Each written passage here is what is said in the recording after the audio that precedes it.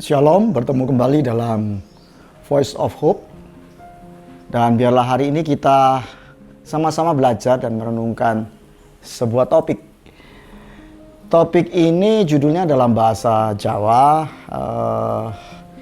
Mikul Dhuwur Mendem Jeru.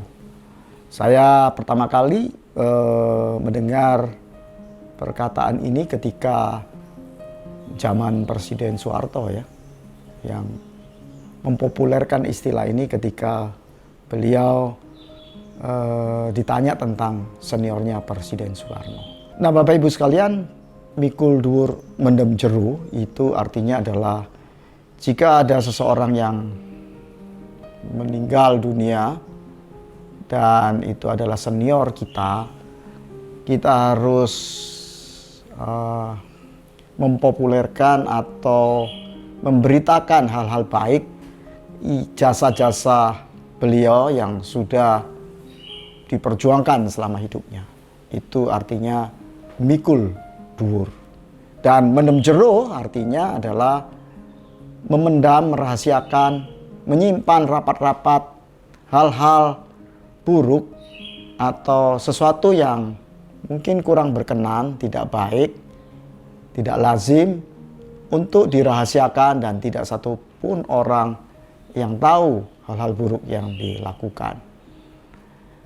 Dan menurut saya filosofi mikul dhuwur mendem jeru ini sesuai dengan firman Tuhan. Karena firman Tuhan juga berkata, segala sesuatu yang kamu kehendaki supaya orang perbuat kepadamu, perbuatlah demikian juga kepada mereka. Itulah isi seluruh hukum Taurat dan kitab para nabi, Matius 7:12. Dan saya percaya semua kita tidak ingin hal-hal yang buruk di dalam diri kita itu diekspos. Nah, itu sebabnya kita juga seharusnya lebih giat mengekspos, memuji secara terbuka hal-hal yang baik dari apa yang orang lain lakukan. Dan yang buruk seharusnya kita rahasiakan atau sembunyikan. Nah, itu sebabnya saudara sebagai orang Kristen pun sebenarnya filosofi mikul dhuwur mendem jeru itu harus menjadi praktek kehidupan kita. Baik orang yang kita hormati itu sudah meninggal ataupun masih hidup. Saudaraku sekalian, di era keterbukaan ini teknologi informasi tak terbendung. Sehingga memang informasi yang beredar bahkan yang buruk itu lebih gampang kemudian tersebar tentang seseorang. Mungkin juga tidak benar-benar dia lakukan, hoax. Nah, manusiawi kita itu suka menceritakan hal-hal yang buruk tentang seseorang. Dan seringkali kita tanpa sadar juga ikut men-sharekan berita-berita buruk, hoax tentang seseorang. Ya, entah hoax atau tidak, kita sering juga ikut mempopulerkan, memberitahukan melalui media sosial yang saat ini marak ya, artinya menjadi budaya kita. Jadi hari ini tidak mudah menghilangkan jejak seseorang yang telah terinformasi baik, terutama yang buruk yang sudah ada ke media sosial. Itu sebabnya saudaraku sekalian, kita harus belajar mengekang diri kita untuk tidak ikut-ikut ya memberitakan hal-hal buruk tentang orang lain. Saudara, mengapa kita tiba-tiba begitu suka ya tanpa sadar sih, begitu aja muncul di dalam diri kita men-sharekan hal-hal buruk tentang orang lain?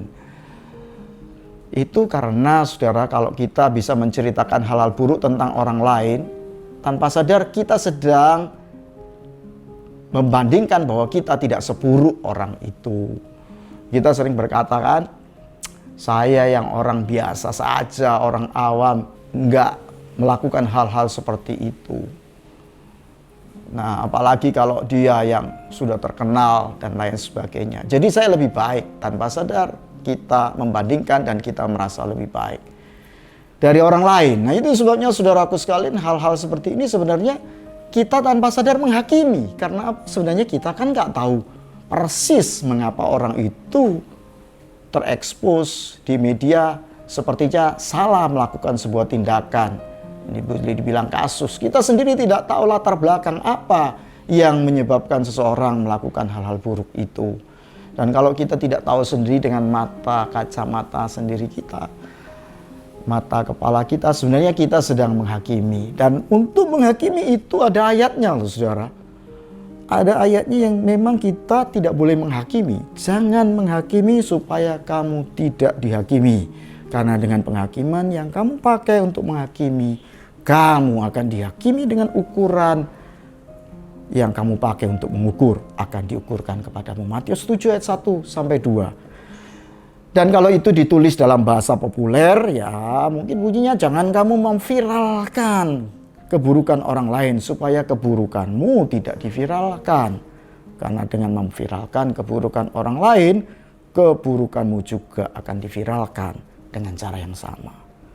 Saudara, selalu ada hal-hal yang buruk yang suka diberitakan. Dan kalau kita baik itu orang umum ataupun di kalangan orang Kristen. Nah saudara, belakangan ini ada seorang senior dari sebuah gereja yang terkenal, yang berjasa besar terhadap gereja, lalu meninggal dunia. Ada banyak pujian yang kemudian beredar. Namun seperti pepatah, tiada gading yang tak retak. Kemudian sudah beredar juga berita-berita buruk tentang orang yang terkenal ini. Saran saya saudaraku, marilah kita menjadi orang Kristen yang tidak ikut memviralkan hal-hal yang buruk. Marilah kita, kalau kita tidak ingin hal-hal buruk dalam diri kita terekspos, kita juga melakukan filosofi mikul dhuwur, mendem jero. Semoga apa yang saya sampaikan bermanfaat bagi kita semua. Tuhan memberkati.